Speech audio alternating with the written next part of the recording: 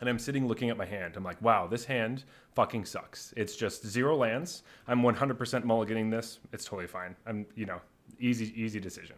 And then they finally give me priority back to decide if I'm going to mulligan. And I snap keep. I'm like, whoa, oh, crap. I was like, oh, no, I don't have any lands. And I go into the chat. I'm like, oh, man, dude, I fucked up. Like, I was supposed to mulligan this. I don't, sorry. And he just didn't say anything back. So I was like, all right, well, and I'm hovering. I'm like, do I just concede? Because I'm not going to have, the only thing I'm good at with this deck is having a good start, and this is going to be a terrible start. I was like, I don't know. So I was like, well. That's when he like thought seizes you and just like, what the fuck? What the fuck did you keep? And so I'm just like, I don't know. So I was like, I'll just see. I'm on the draw. So I'll just like see if I get a land. I draw my card, not a land. I'm like, okay, I'll just discard a card. I was like, sweet. Okay, this is good. This is good. And luckily, he's not doing a bunch of stuff. So then finally get around that I get like a tap land, and then I end up playing the game. And luckily, my opponent didn't do enough stuff. And I went through the entire match, and I ended up winning the game. And I was like, wait, I won game 1, keeping a no land hand. And then I went and won the match because of that. And I was like, oh my God. I was like, keep no landers more often. I know. It was like the best tournament story so far. So you never know. What this means is don't just concede if you don't even have any lands in your opening hand. You might win. Who knows? And we do not condone keeping no landers on 7, by the way. But if you do it on accident, hey, maybe you got a shot. So. Hello, and welcome to episode 23 of the Arena Regulars podcast. I'm Zach. And I'm Jeff. And we're your weekly source of drunken Magic the Gathering arena content. Yep. Regular dudes drinking some usually irregular beers, and we regularly talk about Magic, including competitive play. Yep, that's what we do. And this week we are talking about Strixhaven, and we got spoilers coming out the day this episode airs. And we have some predictions for what those cards are going to be, / just things about the set mainly. And then we also have our fantasy draft for the Kaldheim Championship. That is this weekend. But first, each week we both bring a beer, we drink our own, then we drink each other's and rate them on a scale of bronze to mythic and choose the best for last. So with that, Jeff, what's on tap? All right. I have a beer called Bronin. This is from High Road Brewing Company, who I believe I haven't tried any of their beers. This is my first one. And it's a Vermont IPA, 7.1%. The can is like I think it's a sunflower, but it's bright orange and kind of fractally. Nice. What did you bring? I brought Hi-Fi from Sons of Kent. This is their triple berry sour. And of course, those berries are the best ones, which are blueberry, raspberry, and blackberry.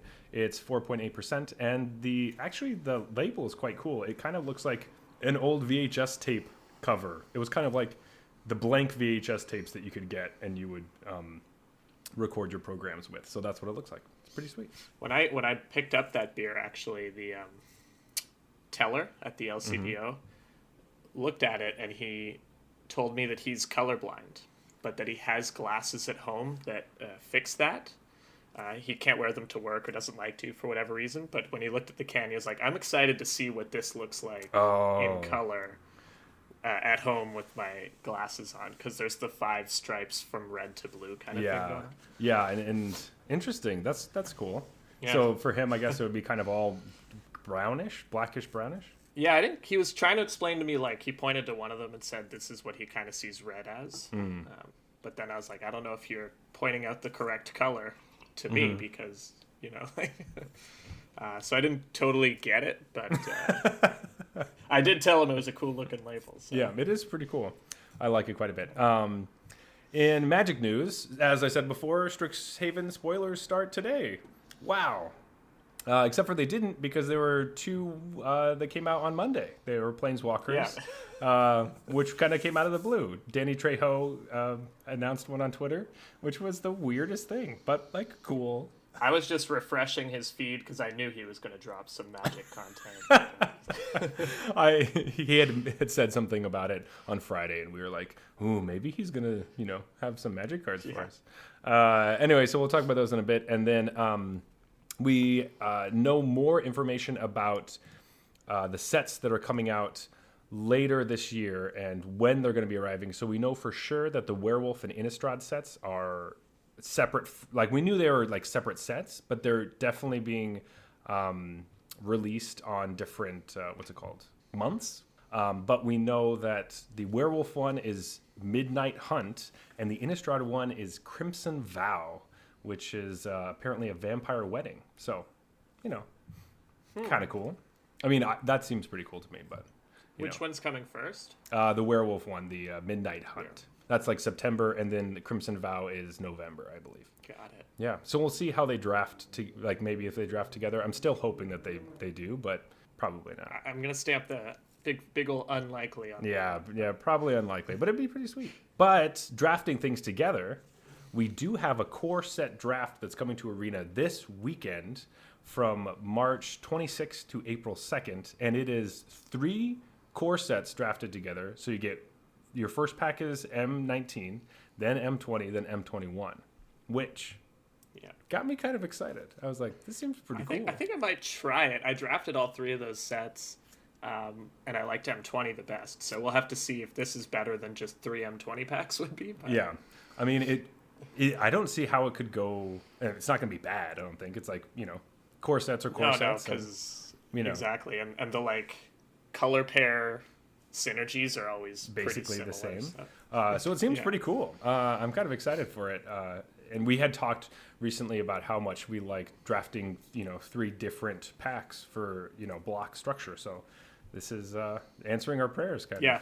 Everyone better draft this to tell them it's a good idea to do more stuff like exactly. this. I don't know how they could really do it, but maybe they'll bring back, maybe they'll do like a Ravnica War the Spark thing. That'd be kind of cool. Both Ravnicas War the Spark. We also got 2 new emotes. Man, there's so much stuff happening since last week. Biggest news. Most important news. New emotes. There are 2 different angels. One, oh crap, what are they called again? There's the Reapers and the Valkyries. So one is a Valkyrie and one is a Reaper. Is that what they were called? Or are they all Valkyries and then they're split into Shepherds and Reapers? Ooh, maybe. I think that might be it. They're all Valkyries. Because the Shepherds guide you up to... You're right. We did a whole episode about this. I don't know why I wouldn't remember, but actually, a long time ago, man. I was drunk when we did that, so I don't. Yeah. But yeah, anyway. Yeah, we have an excuse. Yeah, so they're for different festivals that you do. So you could have already gotten one of them this weekend, and then the next one is this next weekend. Yeah, they are. They're fine. They're a bit too anime-y to me, if you know what I mean. They look like they belong in an anime show. They look like they're... But some people are going to really love that. Yeah, they look like they're Legends of Runeterra, kind of. Some of those emotes have that, cartooniness to them, which is totally fine. My big thing is that one of them's supposed to shrug, and it doesn't look like it's shrugging. It's just its head just flops around, and it's all... It looks like a marionette or something. Yeah, where they That's not being controlled well. So I think there's one that shrugs, and then the other one's like a happy thing. I think the happy angel will look a little bit better, so we'll see how that goes. Always excited for new emotes, even if they're not ones I'll use all that often. Exactly. Still down. I got this other one, and I've been using it a lot, but I don't really know when to use it. But it also is a shruggy emoji, so it's I don't know if I should use this right now. Sure. Yeah. I don't know. We did have one little oops from last episode. We were talking about a combo with Valky, and we were talking about the card. It's called Escape to the Wind. It's actually called Release to the Wind. Not a huge deal, but just know that we noticed that. I don't know how we messed up, such a well-known and widespread card like Release to the Wind. From Rivals of Ixalan. Oh, well. Card I literally forgot about until I saw it in these combo decks. Until someone played it against me, and I was like, I'm pretty sure this is from a Planeswalker deck or something weird. I never drafted it. I have no idea what this card is. But anyway, Jeff, how was your arena week? Frustrating, I guess. The only Magic I really played was over the weekend. I played in the Star City games satellites. I tried 2 of them. The first one I tried to play Jund Food. My rationale was that Jund Food will eat a little less hate. It doesn't care about Grafdigger's Cage quite as much as the Collected Company version does. Mm-hmm. You can just Trail of Crumbs. There's no real way for them to stop you from getting card advantage and stuff. And then in the mirror match, Corvold is really good. So I figured Jund Food would be probably the way to go. But my first 2 matches, I honestly just... It's like mulligan, never hit your 3rd land drop, concede the game kind of thing. And then I had a few real matches, and then so I was like 2-2.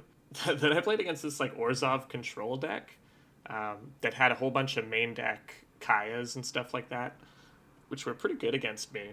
But I also just played pretty much the worst match of Magic I think I've ever played in my life. Like, you know that feeling when you make a play and you're like, oh, that was stupid. Why did I do that? You know? Yeah, I know that. That was every turn of that game. Oh, man. I was like, oh, no. As soon as I, like, click and it's locked in and it's on the stack, I'm like, shouldn't have played that. That was stupid. Yeah. And so I went 2-3 in that.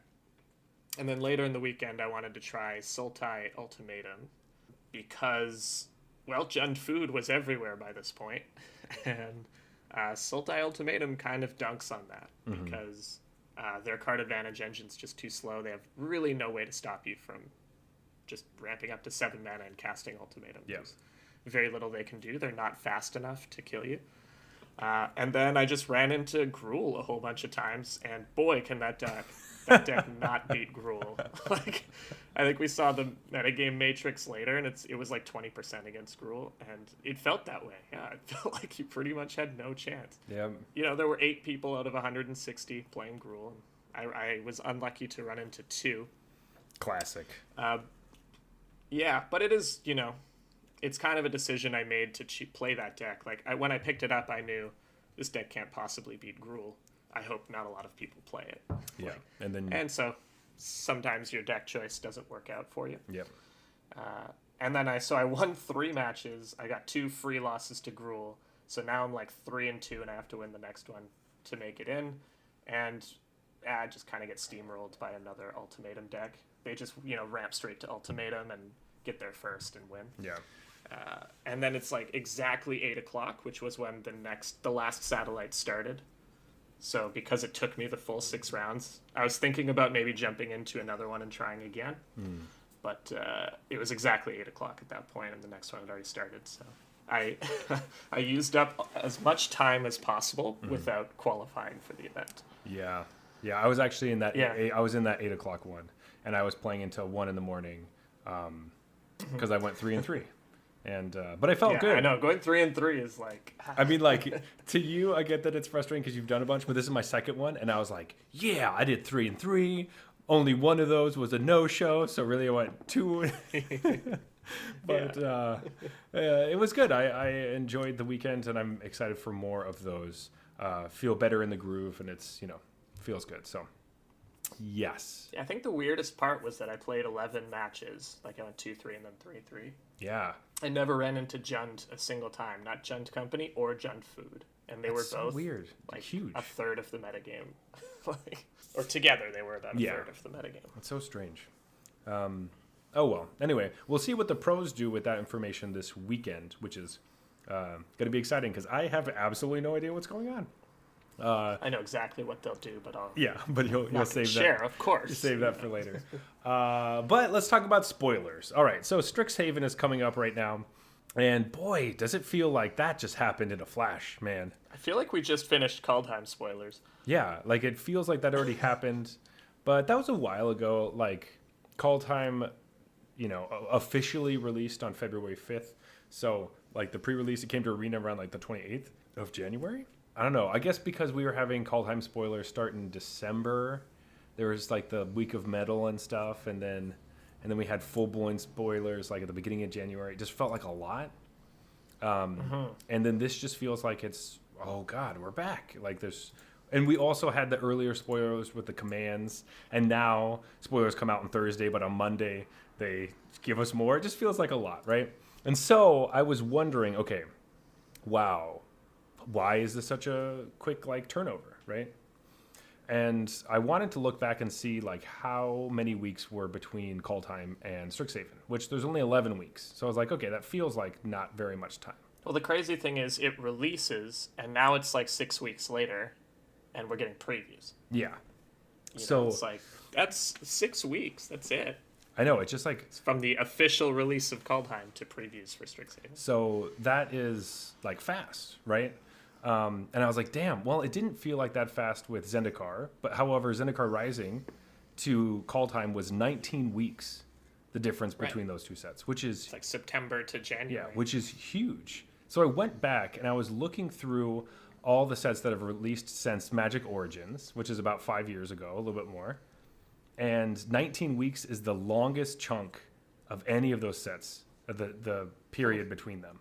The most before that is like 16, and the earliest any sets have released was about 10 weeks. And that was even like Ikoria to M21 was 10 weeks. So it just feels like, oh, okay. So 11 isn't really that bad, ultimately. I was thinking this was going to be like, super fast. But obviously I feel like sorry, go ahead.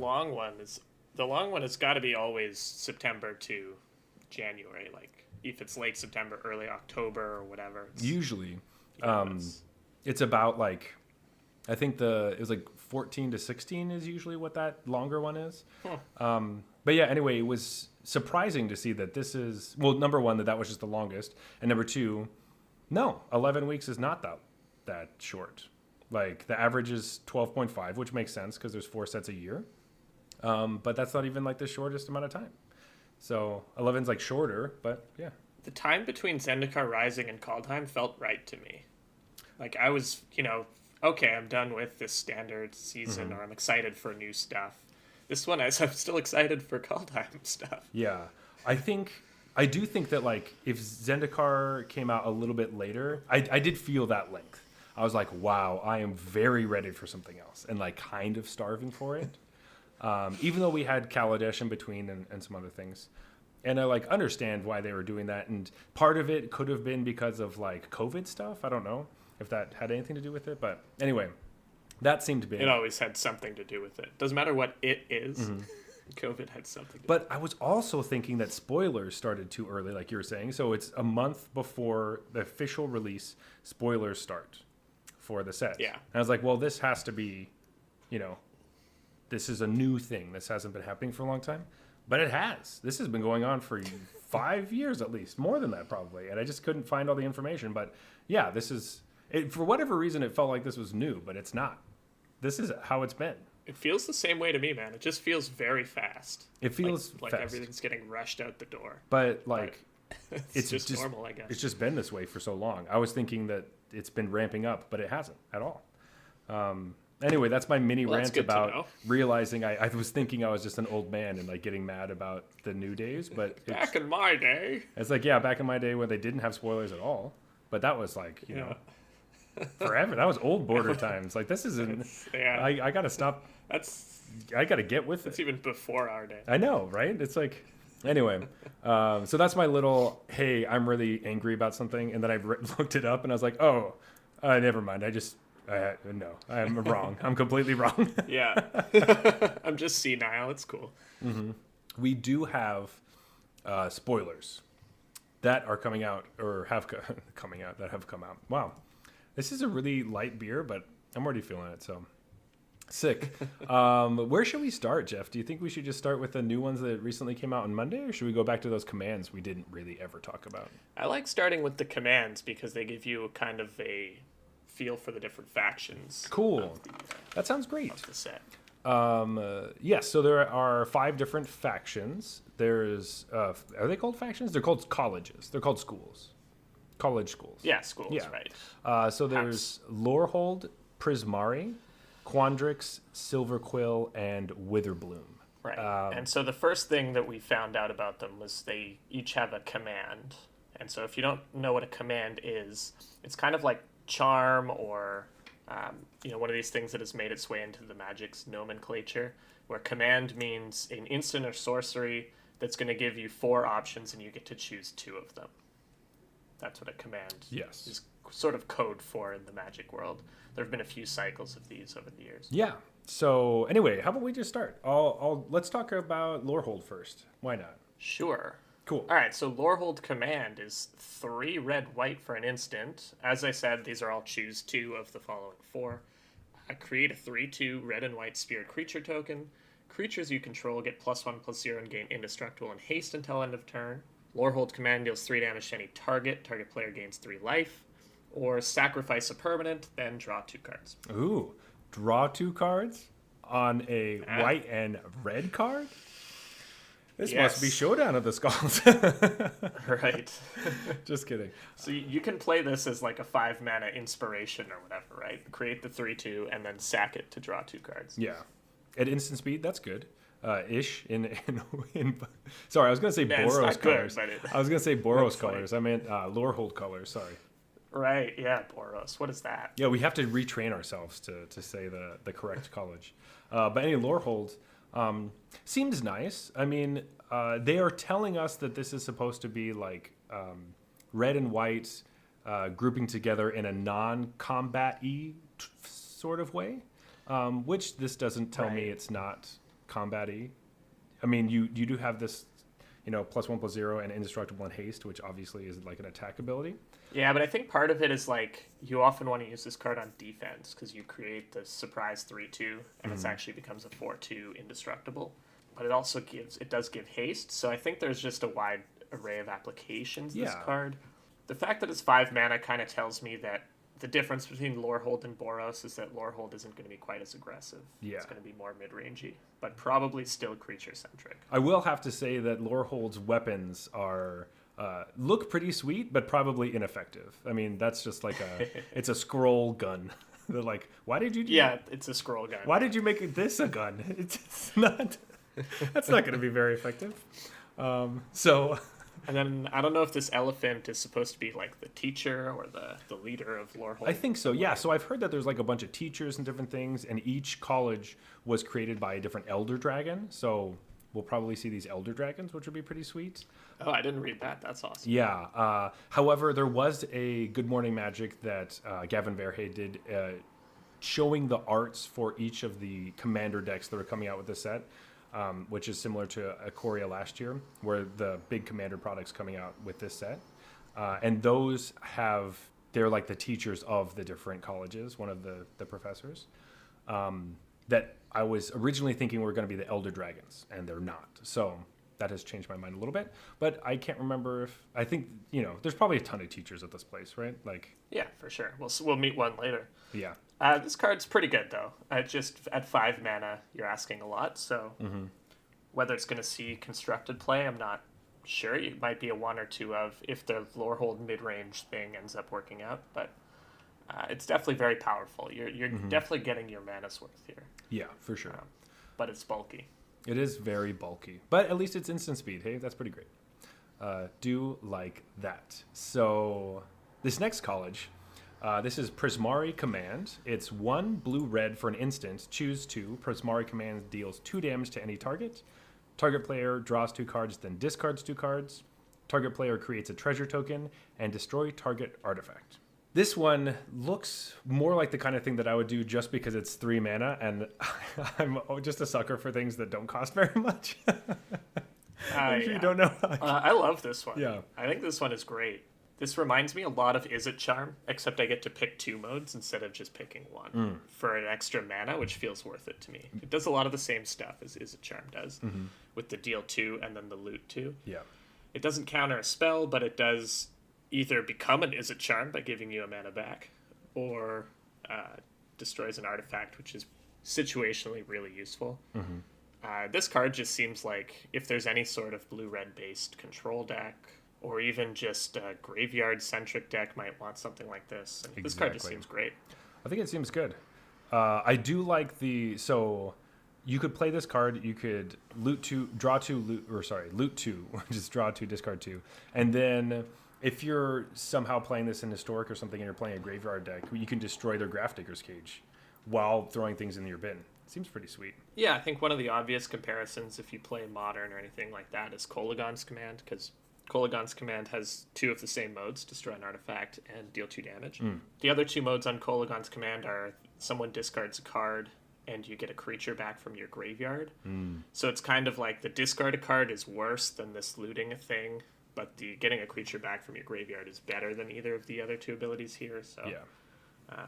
But it's close. I mean, this card reminds me a lot of Kolagon's Command, which was an all-star. So seems exciting. Also, they're the theater kids, and their lighting is superb, I will have to say. yes, the art is nice. Yes, very nice. Up next, we have the math magicians, the Quandrix. These are the people that can, what is it? They can recite pi backwards. Recite pi backwards. Yes. So this is an instant, 1 green blue.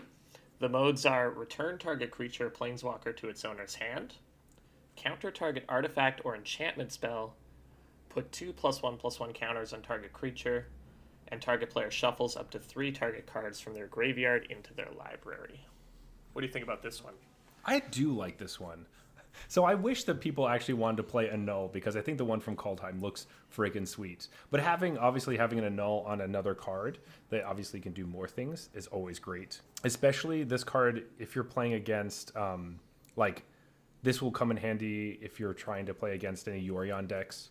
If they're playing Binding the Old Gods or anything like that, that'll be very useful. Plus being able to, bounce another permanent or using this as a combat trick or different things like that seems good. I mean, I don't play a ton of green-blue decks just because they're not always my favorite, but maybe Quandrix is the college that will get me more interested in it, because Simic has never been something I've loved. So yeah, I like that they're trying to push, because Simic has just been ramp for years now, and this is a different take on Simic, right? It's telling you to have small creatures to put counters on, back to kind of the original actual Simic, which was creatures and counters. None of the modes on this card are good, right? They're all very situational. But I think the fact that they are powerful when the situation is right means you could put a card like this in your deck.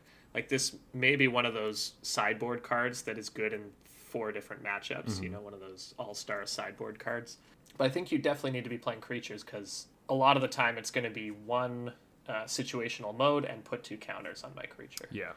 So I'm not sure how good this one is, but I think because some of the modes are powerful in the right setting, people will play this if the time is right. If there's a deck that plays creatures and then wants answers to artifacts and graveyard hate in the same card, then this is that. Totally. I do love, like what you said, I do love that it doesn't ramp, which is awesome. I kind of expected it to be like Growth Spiral plus. Counters. So the extra land you play turns into a creature, then you put counters on the creature, and it also has haste. Something like that. And it taps for twice as much mana. Yeah, for that turn or something. Or it gets a counter that says this land taps for 2 mana. Anyway. But no, I do get an emblem with. Yeah. You're a land step for this. All right, so the next card is Silver Quill Command. It's 2 white, black for a sorcery. This is the first sorcery we've seen. Choose 2. Target creature gets +3/+3 and gains flying until end of turn. Return target creature with converted mana. Sorry, that just came right out of me. Return target creature with mana value 2 or less from your graveyard to the battlefield. Yeah, I know. Target player draws a card and loses 1 life, and target opponent sacrifices a creature. So what I was going to say about this card is that I was wondering if the reason that they said target player draws a card and then target opponent sacrifices a creature, I feel like there might be some situations where you will want to sacrifice a creature for whatever synergies you might have, but it feels like they said opponent just for arena, where they're like, you won't screw those up on accident. Like, we are making sure that you don't actually do that. Definitely. They definitely have shown that they are willing to design cards to make them easier for arena. Yeah. This card comes with a warning, though. If you're choosing the bottom 2 modes, you might be like, oh, target a player, and you think you're supposed to be using the second mode, target opponent, and you just click your opponent, and you're drawing them a card. Make sure you don't do that. Yeah. But, like, is it going to make you click? That's what I was saying. Does it actually make you click for your opponent? No, but I don't think it would. But I think if you chose the bottom 2 options, and then it'll say choose target player, and you click on your opponent because you think you're targeting for that one. Yeah. And then they draw the card. So know that this card just goes straight through. Yeah, this card is probably saying you target yourself if you're going to draw a card, and then everything else will just happen. Yeah, as far as the card itself, I'm not really seeing it. This feels too expensive. It does feel expensive because most of the decks that are playing like the 2 mana creatures in the graveyard are already playing Luris. And I get that this is trying to, I mean, like, it wants to fit in that white-black world of like, white likes little stuff and black likes things in your graveyard. So this brings little stuff back from your graveyard. But just like every 2 things I pair to try to get a card out of this, it doesn't feel like it's worth 4 mana. yeah, okay. And I guess the flexibility that's part of it. But it also doesn't feel all that flexible. Yeah, I mean, I don't know. Maybe there's very specific decks that want like one of these at the top end or 2. But I'm prepared to be wrong here. I'll lose to this card. But, yeah. I don't think I'll be brewing with this card right out. I mean, maybe this is the card that's like, all right, give my Death Shadow +3/+3 and flying, return my other Death Shadow from my graveyard.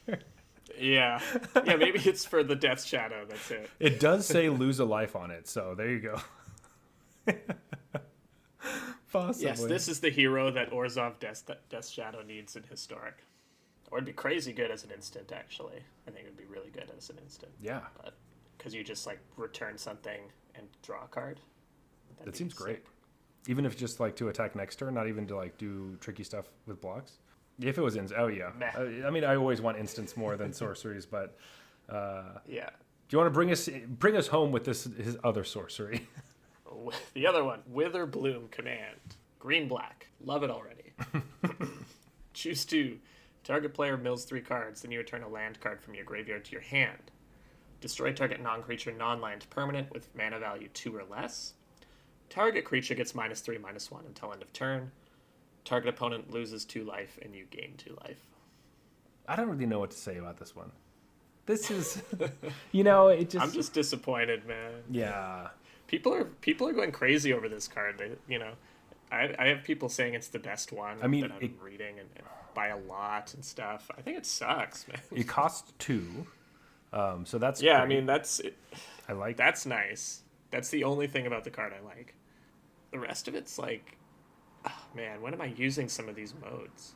And I know they're talking even about legacy and stuff like that, because that's where cheap cards really matter. But doesn't this card suck there too? Yeah, I guess. I can't imagine a deck that wants all of these modes. It's hard that or a situation where you want these modes. The destroy the non-land, non-creature thing is rough. But I guess it's just like, oh, great. Oh, right. Well, then, at least like in our format, it's like, what are you trying to hit with this if you're blowing things up? Like, okay, so you want to grab a land from your graveyard and blow something up. Sometimes you're going to get a 2-for-1, right? Where you get a land and you kill their 1/1. Yeah. But you can't put this in your deck. But what assuming 1/1? Your opponent's going to have X1s. What 1/1 are you? I don't know, the stupid 1/1 Fireblade Charger out of mono red. You can't. It's non-creature though. You can't hit that. No, I'm talking about target creature gets -3/-1. Gotcha. So you can kill X1s with it. Well, okay, so it is great against that Charger because then the Charger won't deal any damage when it dies. So that's good. I don't know about great, but yeah. Okay, it kills sorry. it. That's like one of the best targets, right? Because the other ones you don't really care if its power is less than 0. But with the Charger, you do. I don't know. This is the worst Satyr Wayfinder ever. Why don't they just give me Satyr Wayfinder? I'd be so much happier with that. Yeah. I'm hoping to be wrong on this one because this is my favorite color combination. Yeah. And I would love for like a rock deck, and if this card, could help that become a possibility, to play the rock. that'd be great. But I wonder if this card was designed to counter adventures because it kills the Innkeeper and it blows up the Lucky Clover. Maybe. And then the Lucky Clover got banned, and so now it looks weird. Mm-hmm. That does make sense. I think building the hate for that deck is like, it's way too far away though. It is years off, right? But Lucky Clover got banned only a year ago, so this could have been designed. Lucky Clover got banned in like September. So yeah, less than a year ago, true. Maybe that's what they had in mind, but with that destroy target non-creature, non-land permanent. I that does make sense. Yeah, I don't know. Hits Witch's Oven. That's true. It does hit Witch's Oven and kills the cat. Those are the only permanents I can think of that this matter. kills. I don't know, Control sometimes plays like Search for Iskanta, I guess. It could... Nope, it's not gonna... No, I don't like it. This is a weird one. I think it's a weird one. It will take playing with this card, I think, to really get it. Because I'm not seeing it right now. I would strongly prefer Satyr Wayfinder. It looks at more cards, and it does more things that can block things that aren't X1s. Yeah. So, Jeff, I wanted to get to these planeswalkers and do some predictions before our next beers, but I'm out of beer right now. All right. Well, I guess How is your beer doing? I'm pretty much done too. All right. Well, let's get some more beers before we talk about these other cards.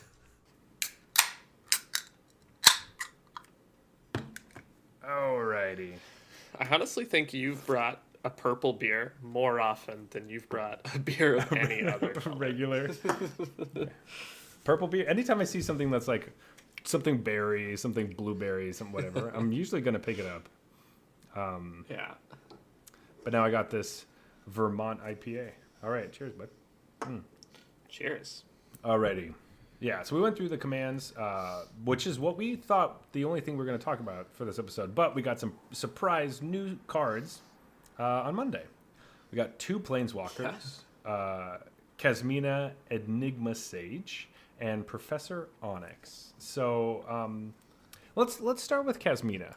All right. So Kasmina Enigma Sage, 1 green blue for a legendary planeswalker. Kasmina has a static ability. Each other planeswalker you control has the loyalty abilities of Kasmina. That's an interesting one. Has +2, scry 1, -X, put a 0/0 green and blue fractal creature token onto the battlefield. Create one. Put X +1/+1 counters on it. And then -8, search your library for an instant or sorcery card that shares a color with this planeswalker, exile that card, then shuffle. You may cast that card without paying its mana cost. And it starts with 2 loyalty. So it comes down with 2, can immediately tick up to 4, or it can immediately make a 1/1 to defend itself. Interesting.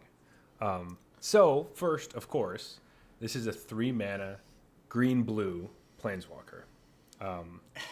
So you already have, like, flags going up a little bit. However, there's probably some little shenanigans.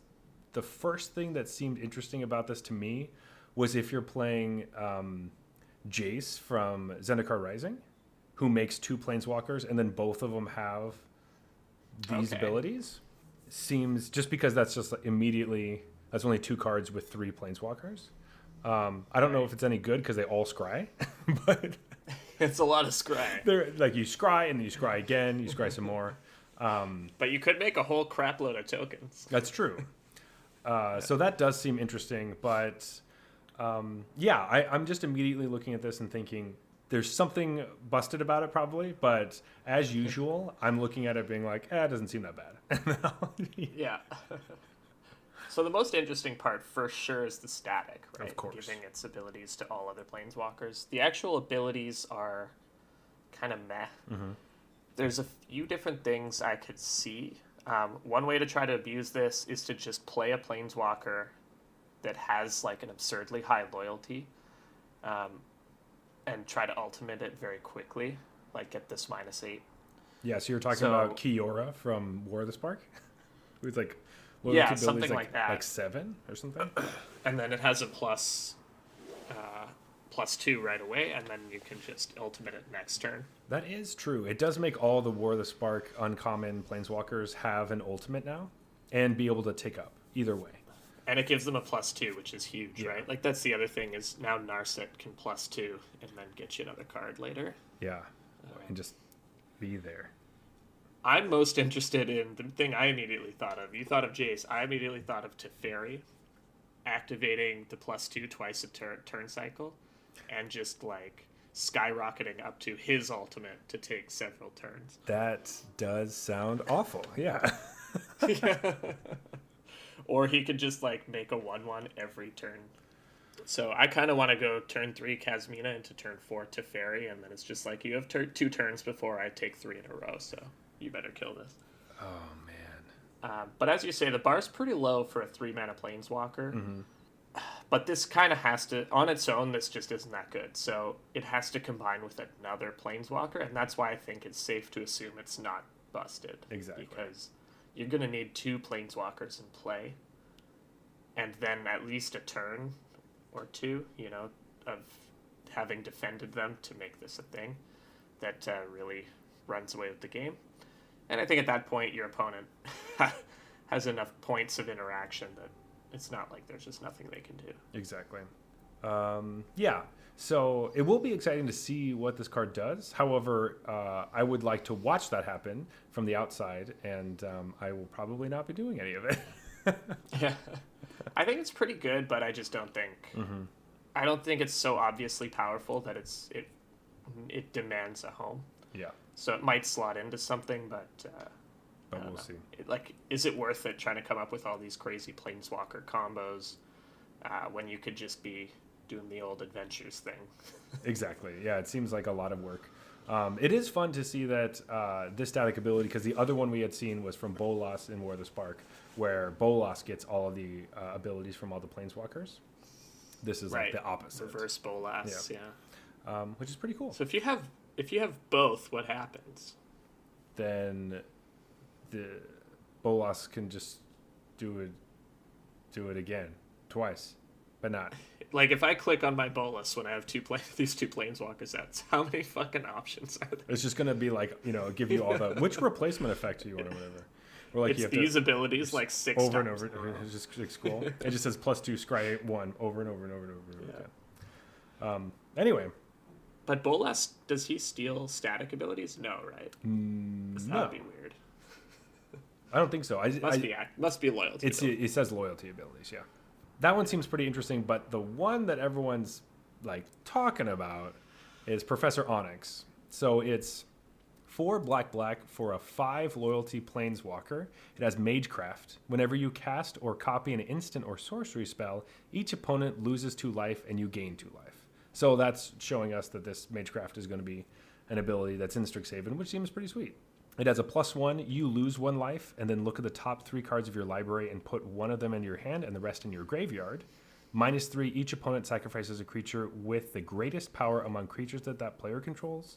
Or -8, each opponent may discard a card. If they don't, they lose 3 life, and then you repeat this process 6 times.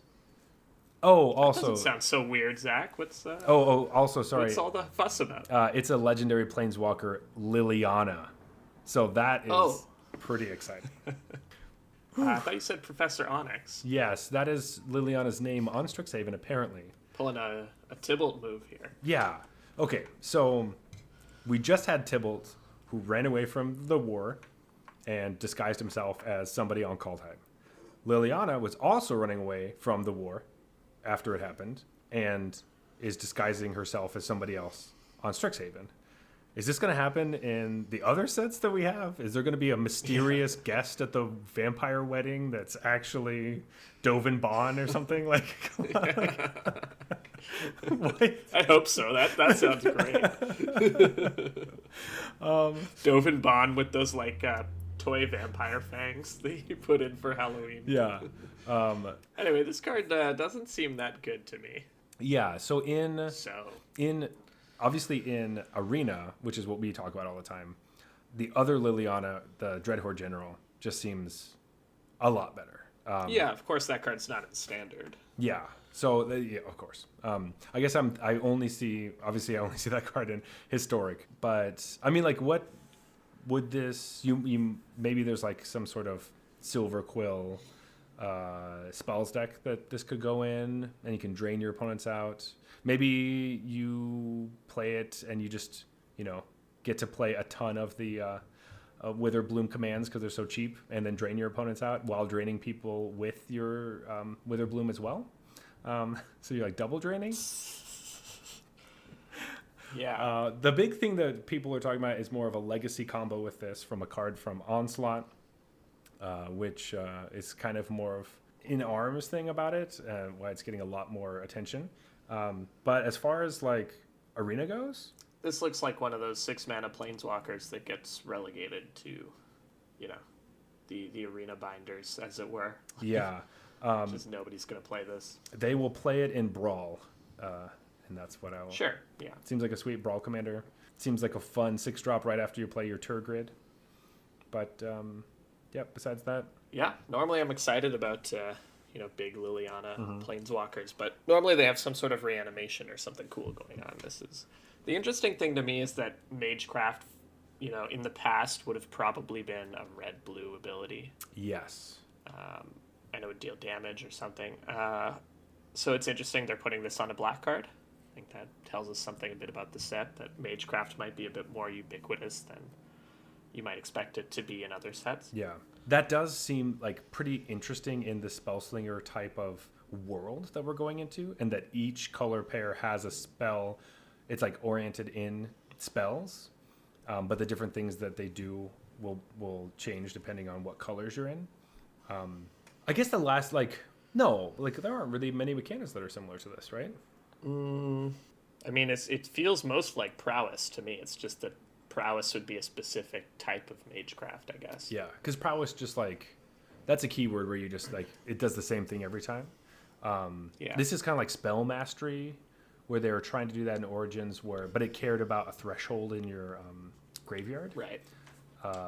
And this is just play this card, play spells. So I'm excited for all the 1 and 2 drop magecraft cards that will come out, and if those happen to be pretty great, there could be some cool. But this card's just too expensive.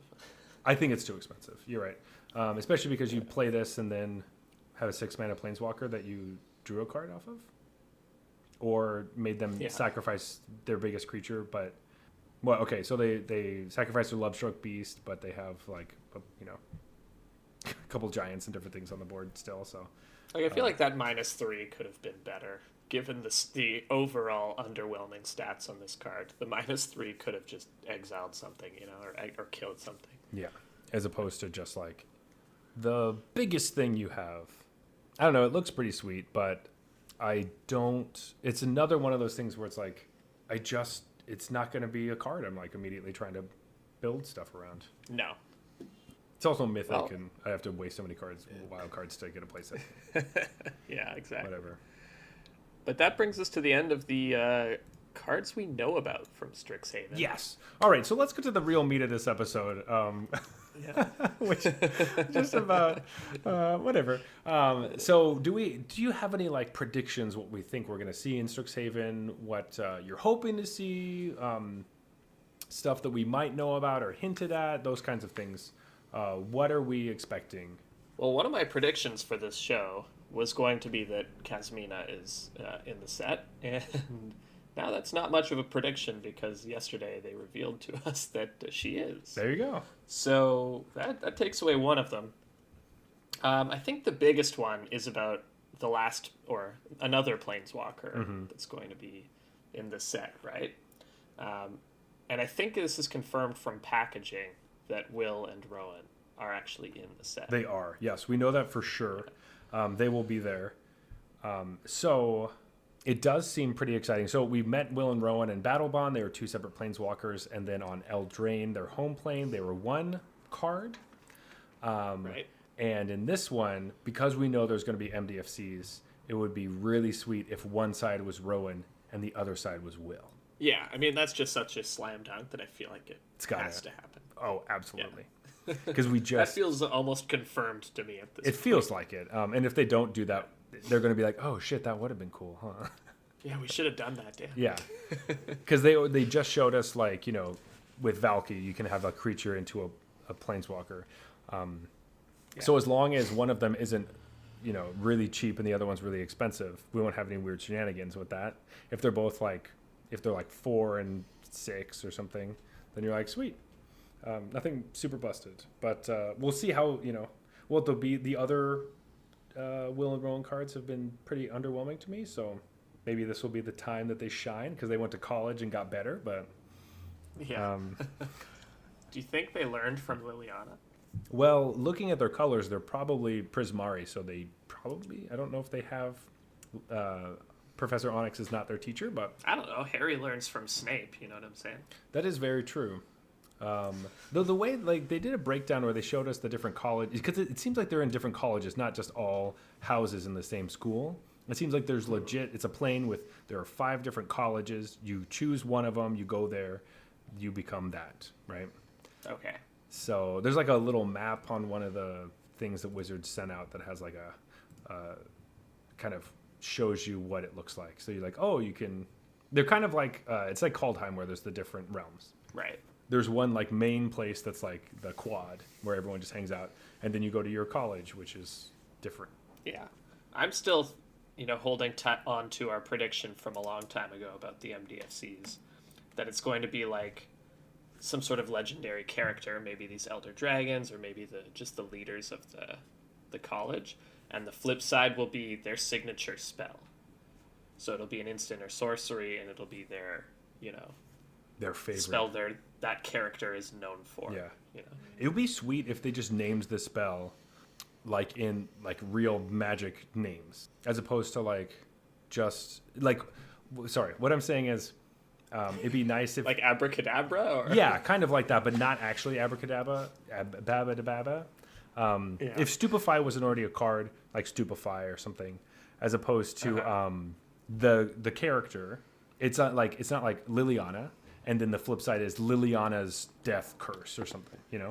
It'd be nice if they named the spell and that was just what it was. Because in War of the Spark, they had a bunch of like this character and this character's friend, or this character and this character's favorite sword, or whatever. And this would be just like them, and then what they say when they cast their spell. Right. Could be cool. I kind of hope the spells get legendary names, and not just like so and so's fire blast. Yeah. I've been playing a lot of Kaya's ghost form, so I'm like, man, if that just said ghost form and had a picture of Kaya on it, it would have been fucking sweet. I would have taken it more seriously as a card a long time ago. I still don't take it seriously as a card. It's pretty good. It's one of the best cards in that deck. Yeah, but I don't take that deck very seriously. All right, well, I did do just as well as you in the last tournament. And I kept a hand with no lands.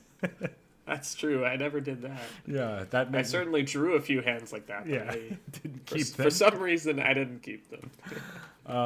So, okay, this is my prediction. Are you ready for this one? Because I'm ready. All right, so I am predicting there will be a card that depicts students either throwing a frisbee, playing hacky sack, or doing something crazy like a keg stand or something. Like that is some college-oriented thing that's like very like Greek life or something, and they're gonna have one card that depicts these students doing something like that. Similar, like it's gonna be like goofy line of like the gingerbread man, right? Okay. Like that's the like where you can tell they're playing hacky sack, but maybe they're with fireballs or something, Right. Yeah. Just to give you like that college life feel. That's my. They're like tossing around Krillin's disc or whatever from Dragon Ball Z. Exactly. Now we've already seen like there was that partner pair. I think it was in Battle Bond where they're like playing fetch. It's like one character and he throws the frisbee to his dog. So close. There you go. Yeah. So I'm thinking hacky sack. I might go with hacky sack. We're gonna see some. It's the most ridiculous thing I could think of. If I don't get Will holding Rowan's feet while she does a keg stand, I'm gonna be upset. That'll be the alt art, is what it's gonna be. Yeah. Secret lair, like hazing. Oh. Secret lair frat party. Frat party. Wait, that sounds awesome. Secret lair frat party. And like everyone on Twitter is getting so excited about Professor Onyx, and everything's like people are getting hot and heavy over it. It's literally just like an 80s like it's an 80s party movie with all the kids. That's so funny. I love it already. We should pitch this to Wizards. Yeah. Hey, so I have an idea for your new set. You've already printed all the cards, but I think maybe they'll get John Hughes to do a movie for Strixhaven. It's just like, is Ryan Reynolds available? Maybe he could be Will. Who could be Rowan? Jennifer Lawrence. Ryan Reynolds, Jennifer Lawrence, Will and Rowan Kenrith. There we go. Jason Momoa, Garuk. Now we have something to pitch to Hollywood too. Yeah, there we go. The Rousseau brothers. All right, so I know you're working on your Netflix thing for Magic, but this is what we're gonna do instead. Scrap that. Scrap that. Oh boy. Wow, did we get off the rails? Holy moly. What are we talking about? I think this set just tends to do that, man. If you're not talking Harry Potter, you're talking keg stands. It's so, I don't know. It basically comes down to, I don't exactly know what's going to go on in the set. I think, how many creatures are they going to print? 5? One for each. Everything else is just a spell that makes a creature. Boom. That's a prediction for you. It's like reverse Scourge. Yeah. Or Legions. Or yeah. Legions, that's the one. Yeah. Well, there's only five creatures printed. And they're all half creature, half spell because the backside is a spell. It's a spell. So do you think there's going to be a super busted Magecraft card? Like ban-worthy Magecraft card? No. Okay. I'm going out. I'm taking the no. Magecraft is going to be perfectly fine. No problems. I think they're going to kind of design it intentionally to not be that good. Mm-hmm. Just because this type of thing. Because it's kind of like a Storm type deal. Yeah. And they've had issues with that in the past. Exactly. So I think they're going to kind of intentionally design them so that they're not really good enough. Mm-hmm. Like make it a limited thing with a few kind of chase rares that have it. Yeah, I just feel like there's going to be something. Even if it's just something simple like making like a 1/1 or something like that. There will be, I feel like there will be something that maybe if there's a Magecraft thing that's just like another white card that says make a 1/1 when you cast a spell, and then you're playing the other one from Kaldheim and you're just making a white token deck. I'll tell you what it is. It's Magecraft Pack Rat. Whenever you cast a spell, create a token that's a copy of this card. And so each spell doubles your token. And its power and toughness is equal to the number of creatures you control. That seems sweet. That's the busted card? There you go. Is that busted? That's the busted card. Or is that just Magecraft Pack Rat? Or is that just like awesome? Maybe it's an aura that says enchanted creature has Magecraft. Whenever you cast a spell, make a copy of this. Damn. So what you do is you put that on your Scoot Swarm, and then you play a land. And then Gross. Then you play Mythos of Illuna, and the game crashes. I think it's time to draft. Excited for Strixhaven, kind of. I mean, still a ways out. But. Switching gears, go into the Kaldheim Championship Fantasy Draft that is today. So the Kaldheim Championship is this weekend. It has the MPL and Rivals players, as well as challengers that are outside of the pro pool, I guess. Circuit? Yeah, and it's a full-blown tournament, kind of like a pro tour, is essentially what its equivalent is. So the tournament is Friday, Saturday, and Sunday of, I don't have the dates in front of me, but this weekend. Tomorrow, the day after, and the day after that. Yeah, 26, 27, 28, that's what it is. And it's a split format of standard and historic. There are 15 rounds of Swiss, 7 standard, 8 historic, and the top 8 is standard this time, which in Zendikar Rising, it was historic. So this is pretty exciting. Standard's going to be pretty important. Basically what we do is we have a fantasy sports draft, and we make teams. If you know us, you know that I am very bad at this. But is that what's happening, or is it just that your opponent is so top notch? I think that my opponent has just blind luck that happens to just like somehow win every time. But what we do is we draft 3 MPL players, 4 Rivals players, and then we pick the highest meta and top performing deck for each format that these players are playing for. And then at the end of all the league weekends and all the league weekends and championships, the winner receives a weird 2-4 of beer from the loser. And Jeff, would you like to explain what a 2-4 is for those who don't understand Canadian things? Yeah. 2-4 is Canadian for a 24 pack. So this is going to be a curated selection of 24 of the finest or the worst. Up to you. Beers for the winner. All right. This specific one this weekend is extremely important because if I don't win, the fantasy draft is over for the season and I have lost. Right now, Jeff is up. What are you, 3-1, 4-1? It's 3-1. So it's 3-1. 3-1. So if you lose, I think then you have to win out. No, that was last week. Or something, right? Oh, that was last time. That was last time. Because if you win, it's 4-1, and then there are Oh no, maybe you are right. Wait. Oh, okay. Yeah. All right. I feel better If now. you have, this is your last one to give, basically. Okay. All right. I was feeling the heat. Okay. I feel better now. Great. All right. Now so just relax. Don't think about your draft too much. this one Just is really important because it's the beginning of my road to victory. I see. Yes, that's why it's really important. This is the one I'm going to win and then keep and never stop winning. Actually, no. So actually, this week is really important because our teams not only count for this week, but they also count for the Strixhaven League Weekend #1. Yeah. So basically what's going on, this championship and the first Strixhaven League Weekend are so close together, we decided we would just draft them both at the same time. Double draft. Exactly. Double draft. Hopefully my team's okay. So Hopefully it works out. So what you're saying is this week's super important because it's not just 1 week. Yes, it is this week and next week.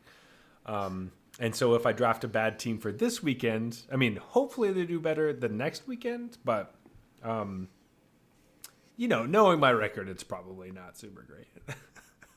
Right. Anyway, so how it boils down is that we each get a point for each win an MPL or Rivals player gets. I put these other ones in. I can't remember if this is actually what we did last time, but we might do it. Well, I should probably talk right now about it. You get an extra point if your player top 8s, and then an extra point if your player wins the whole tournament. Is that what we did? Yeah. But I think, if they top 8, that's just 1 extra point for top 8ing, but then also they have a chance to get more wins. Exactly. Yeah. So you end up top 8ing, you could get 2-3 more points. Or you could top 8 and then lose both of your matches and just get the extra point for getting top 8 because that's still an achievement. Right, and that's why that's there because it's just because your top 8 player should get more than a player that missed the top 8. Exactly. Even if they had the same record ultimately, where you go to the top 8, you don't even win anything. And if you win the whole thing, you get an extra point. You get 2 points for each of the meta categories, which is highest meta percentage and highest meta percentage for both standard and historic, and then you get 2 points for beating your opponent's meta percentage, and then 2 points for top performing deck and beating your opponent's top performing deck. All right, so now we're at the point where our episode would end, so let's start our Let's do it. I'm excited. Okay. Do you have the ceremonial toonie? That's the important question. Of course I do. Who the fuck do you think I am? All right. In the middle of this draft, we might need to go to a beer break because this one's running long. All right. Call it in the air, Jeff. Tails. Wow. You got to stop doing that. It's heads again, man. Are you cheating? I'm not cheating. Also, even if I did, it wouldn't matter because I always get to pick first and it doesn't matter. Maybe picking first I'm going to need to inspect that toonie later. I think it has the queen on both sides. It is, in fact, queen on both sides. Just kidding. No, it's got the bear on one side. It's on me for choosing tails then, I guess. Every time you choose tails, and only one time it's come up. It never fails. That's what I've been told. Through whatever. You're wrong. Doesn't matter. Okay. So you put me in a terrible position every time we do this because I always win the coin flip, and it doesn't matter whether I defer or I go first. I always end up just doing pretty badly. So with this one, I hate this. I will defer. You can go first in MPL. I get to go first in MPL. Yeah. Oof. Mind games have begun already. Mm-hmm. Well, I mean, we're solid here at the top of the standings for the MPL.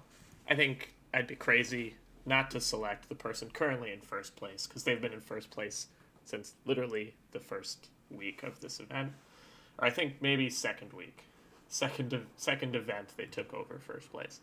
I'm going to select Paulo Vitor Damo de Rosa. Yeah. Okay. So I knew I was giving up PBDDR by giving you that, but I think, as you've said, Rivals wins weekends. This isn't a weekend, though. That's true. Holy shit. Oh, this is a championship. yeah. Fuck. Whatever. As you have picked seed number 1. I will, of course, go ahead and pick seed number 2 with Yellow Hat himself, Gabriel Nassif. Yes. Yes. I feel like those are just always going to be the number 1 and 2 from now on. Yeah, it's really because they've just been dominating. They just haven't had bad weeks, right? Yeah. So it's hard not to pick them. Okay.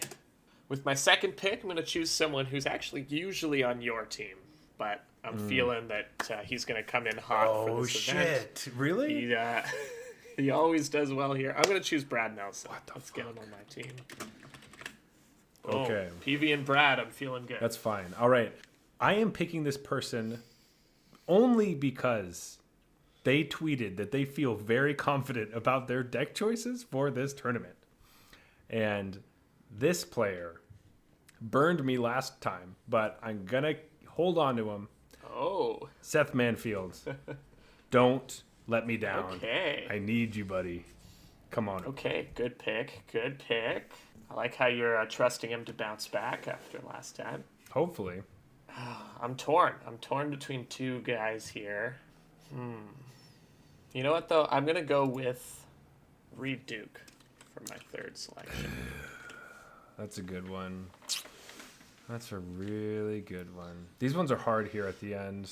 So I originally was going to draft Andre Strosky, but he does seem very iffy about his deck choices. He feels very hot medium, I believe, about them. So that worries me. And as I'm trying to do better than I have in the past, I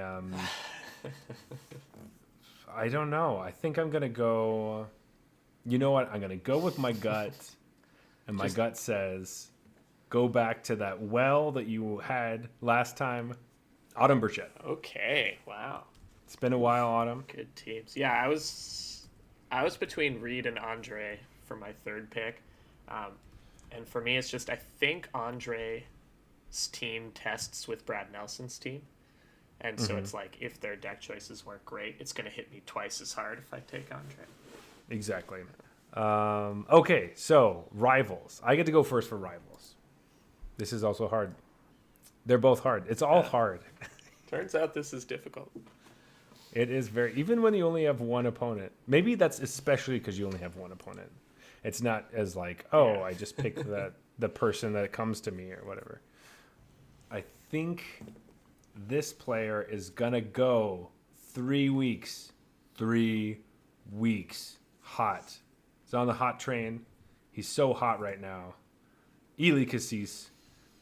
I'm just taking him. Yeah, that's a good... I think he's just going to keep going. He's just going to keep going. Okay. That's a good pick. You know, I would just take the guy who's tied with him for first, but I think I'm gonna venture off a little bit here. I'm gonna take somebody who's been absolutely rock solid every single week in this league, and I'm gonna take Matt Sperling. Okay. All right. Fuck. What do I pick, man? This Rivals is so hard now. It used to be a lot easier, but now it's really rough. Yeah. I don't feel good about this. The check house this time around. It seems like they haven't got it. But maybe that's good. Maybe I don't think so though. All right. No, I don't know. Fuck. My strategy this round or this draft was try less hard, because the other times I've been looking up stuff, researching people, and just failing. So this time I was like, all right, just pick them as you see them. Go with here we your go. gut. Okay. Go with my gut. And my gut is telling me I got the guy in the hot streak. I'm going to pick up the guy on the slump. And that's LSV. Oh. I'm going to take LSV. Okay, good pick.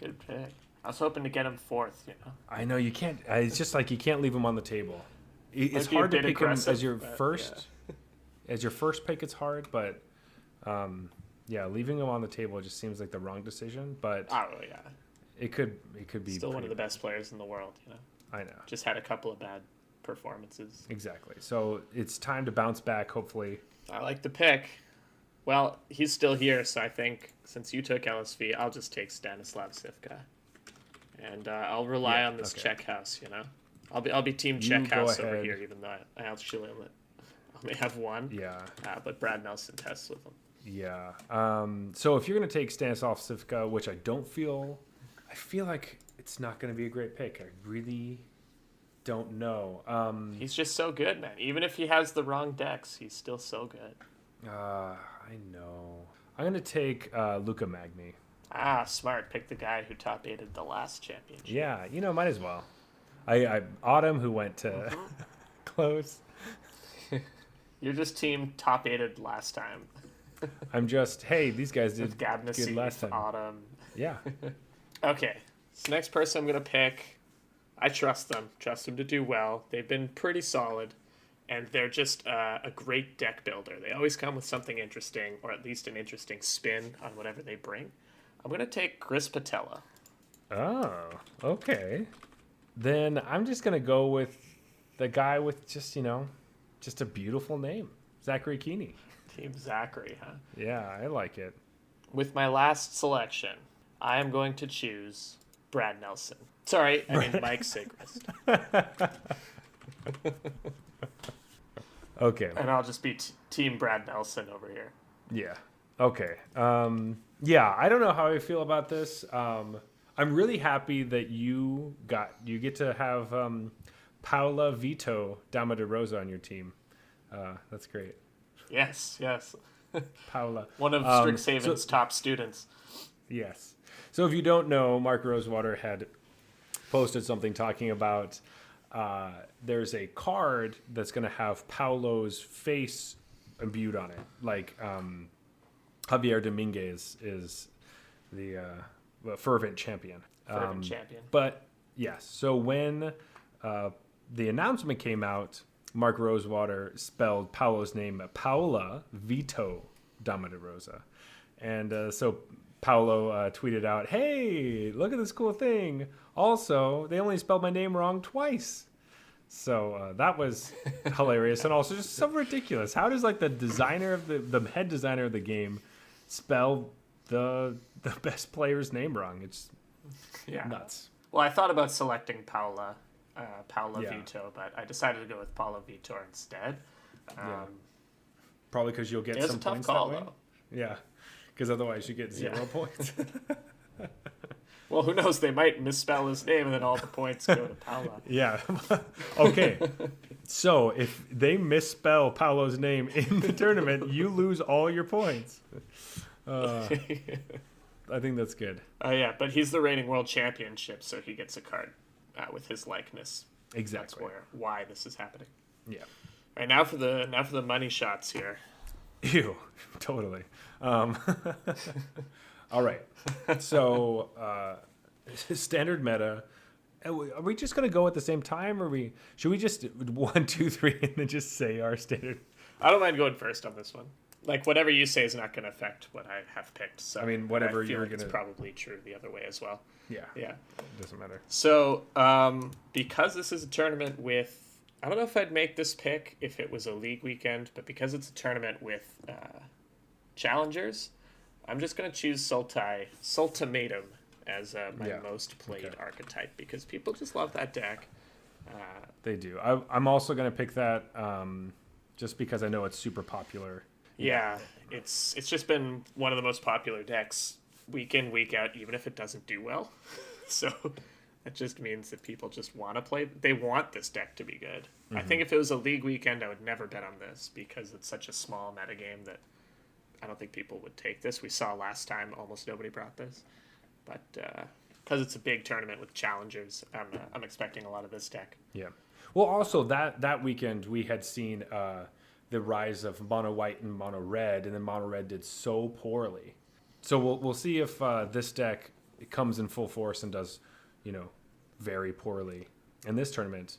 As far as top performing deck in standard, oh boy, do I just feel so out of the loop. Rakdos. Yeah. Okay. Yeah, I'll pick Rakdos. What's a Rakdos deck in standard? Just Rakdos. I don't think there are any. Never again. I'm never picking Rakdos ever again for anything. Oh man. I really hope Rakdos is the right answer. Yeah, with how standard goes, it does feel like it'll probably be, I think, Gruul Adventures. Just because I do think a lot of teams or players are going to know, hey, Soul Ultimatum is like the big deck. Gruul Adventures can just steamroll that one and just go so fast.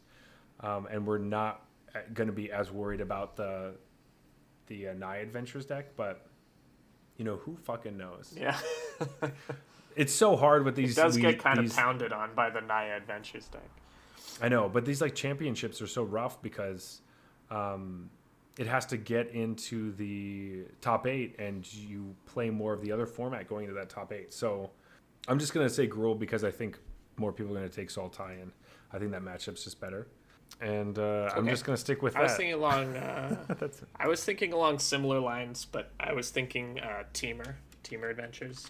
Okay. And this is specifically the it's sometimes called Teamer Turns or whatever with Teamer Turns. Tolerance Epiphany. I don't mean wet Gruul like splashing in the sideboard. I mean that deck that that has Alrund's Epiphany and like the Dragon and Brazen Borrowers and stuff.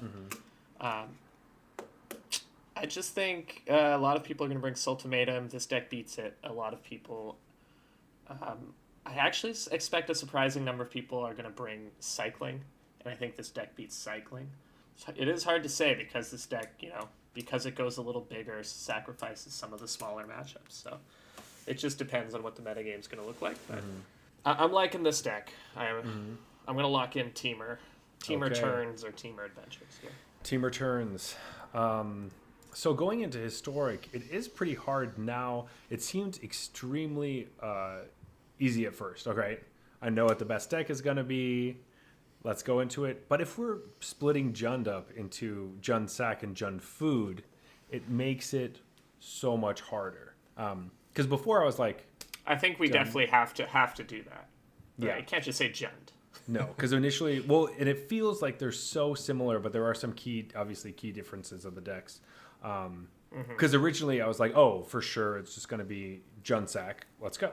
And then after this last weekend, there's all these Jund Food decks, and that's just going to get split up. And I'm like, what's happening? Again, this is one of those hard things where I felt like I had something so solid, and then within the last couple of days, I'm like, everything I know is wrong. I mean, it's basically between two choices, though, right? Yeah. It's one of those weird things. Like, I don't know if one is going to get edged out. I don't think there's something else that's going to sneak in, though, right? Yeah, I don't think anything's going to compete with the metagame percentages of whichever Jund deck ends up being more popular. Yeah. You know what I mean? Like, I know you're saying that it's going to split Jund into two different camps, and so maybe something else takes the cake. But I think what's going to happen is whatever the more popular Jund deck is just going to dominate. The other one might not be second. Yeah. But whatever the more popular one is going to be first. It's going to be first. So you just have to try to... It's basically a guess. Which Jund deck is it going to be? It is a coin flip. All right, so we're flipping this coin to see who's going to take which Jund. But I know which one I want. No. Okay. I'm going to take... I hate this. Because I want to take whichever one you don't take, but I also don't want to take whichever one you don't take, so... You want to take whichever one I want to take? Yeah, I'm going to take Jund Food. Okay. Does that mean I have to pick? No. I'm taking Jund Food because I want a Jund Food. Yeah. Okay. So Jund Food is just it doesn't get hosed as badly with all the sideboard hate, except for the fact that all these people are playing main deck Grafdigger's Cage. It does a lot better against that card and Yasharn and some stuff. So I think it has a better shot against some of these. Yeah, though I wasn't that confident. Instead of just picking the same exact deck for both percentages, I'll just take the other one. Jund Company, it's usually called, I guess, because it plays. Okay. Better. All right. Okay, you're giving me a shot. That's a coin flip for us here. Yeah, you might give me 4. All right, I that's nice. I appreciate that.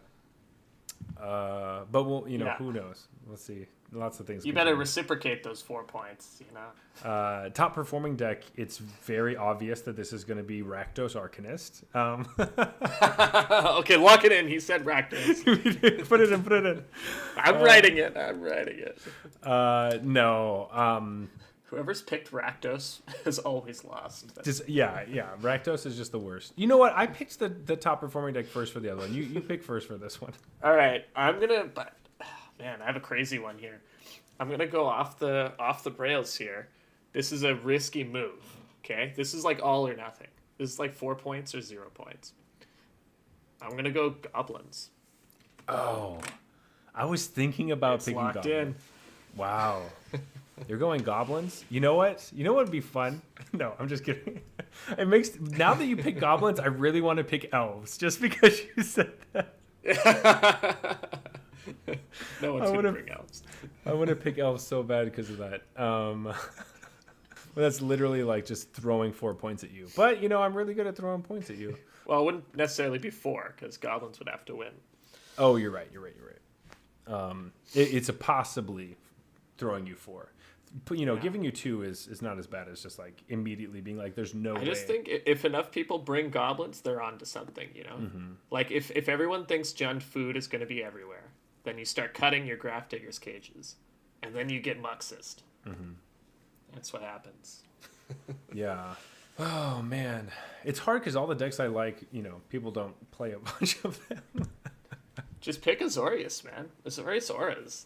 That's your baby. You don't want to play that. I like. You want to represent. I almost wonder if actually Azorius Control is going to be like good enough. But that's just like Brad looking at me from the Well, corner. it doesn't count if only Brad Barkley brings it. Yeah. and does really well. Yeah, and doesn't lose a match again. Oh, man. Goblins was my like backup if I didn't like any of the Coco decks. Because all the other Coco decks feels like it's right there. I feel like I'm going to pick Jund Company. There we go. I knew you were going to double Jund. There we go. As soon as you were like, it's right there. I'm like, he's double Junding. Right there.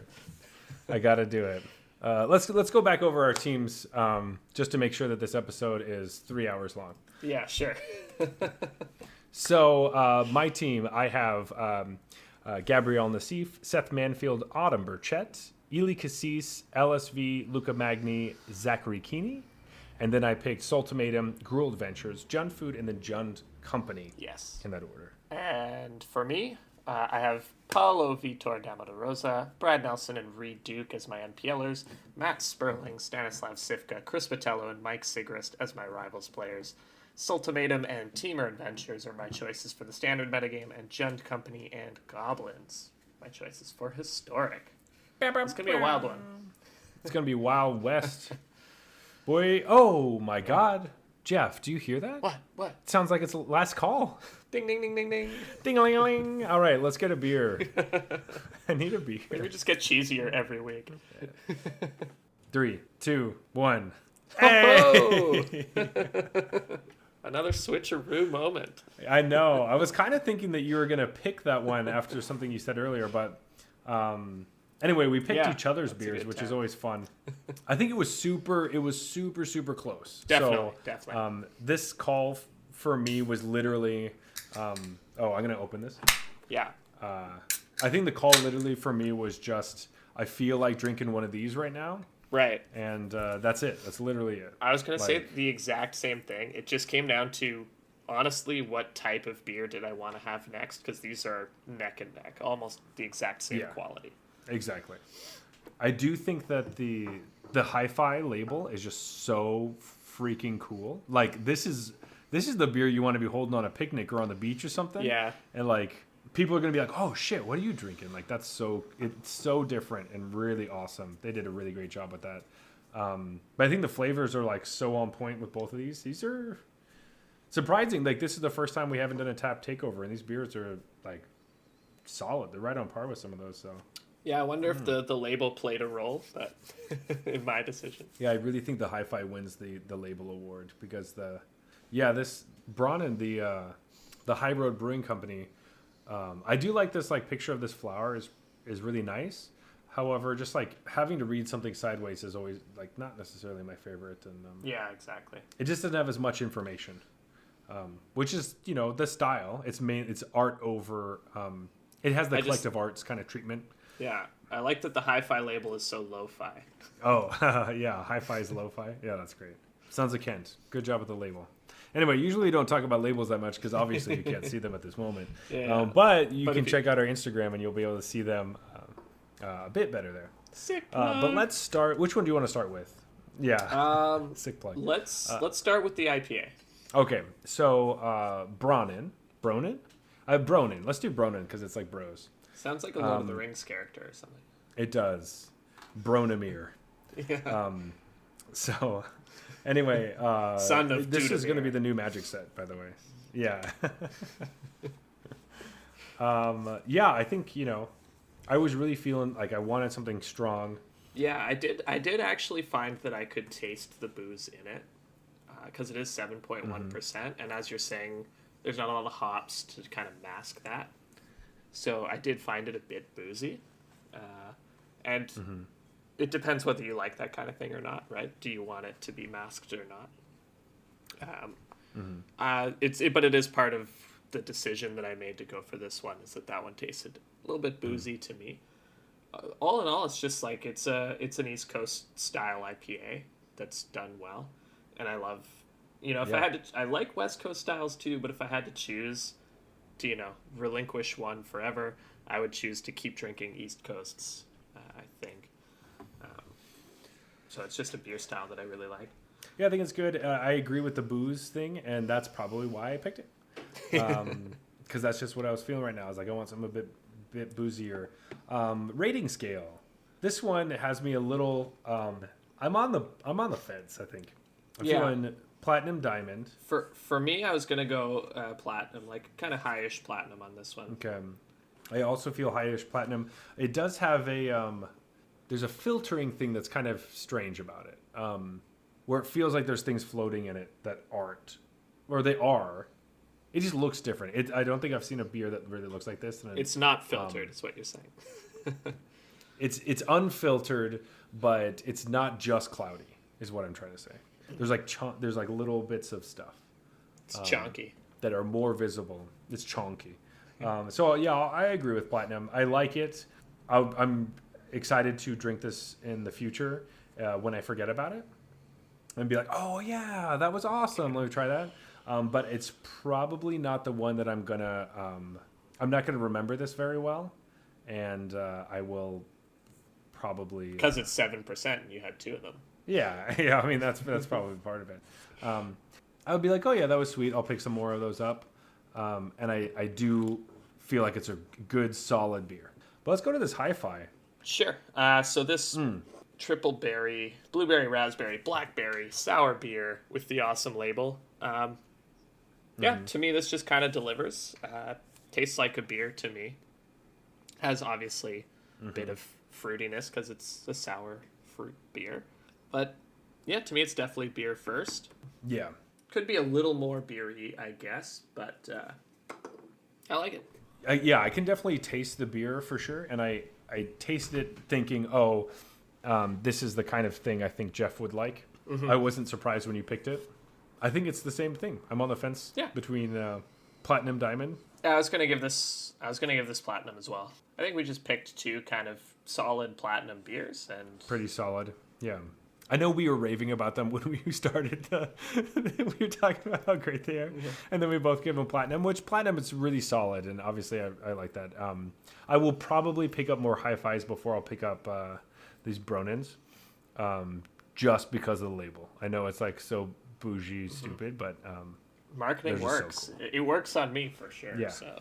It really does. I appreciate good graphic design. Yeah, and they really hit the mark with this one. You will be proud to go to your local park with some of these and maybe like your kind of retro outfit. People will be like, whoa, what's that? As long as you're 6 feet apart from everyone else. Exactly. It'll be perfectly fine. But with that, I believe it is closing time. now that we've rated our beers.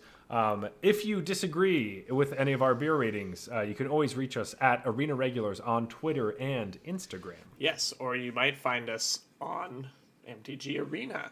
Our username for the podcast is Arena Regulars Podcast.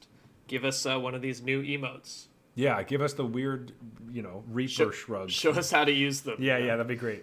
If you want to talk to me personally, you can always reach me at Zulberg on Twitter and Instagram. That's ZEULBERG. But Jeff, where can they find you? Yeah, you can find me at Blues Brews MTG on Twitter or streaming occasionally on Twitch at Blues Brews. And please leave us a review on Apple Podcasts. It really makes a difference for us. Also, just follow us on any place you could possibly follow us. It means a lot to us, and we would just love to get kind of more people to see our stuff. If you like us, it would be really great. And the feedback, we will. If you tell us you hate something, it can be cut. Don't worry. Yeah, or if you love something, we'll do more of it because at the moment we don't have a ton of feedback, so we'd really like that. This has been the Arena Regulars. Wishing Liliana of the Yale a good night.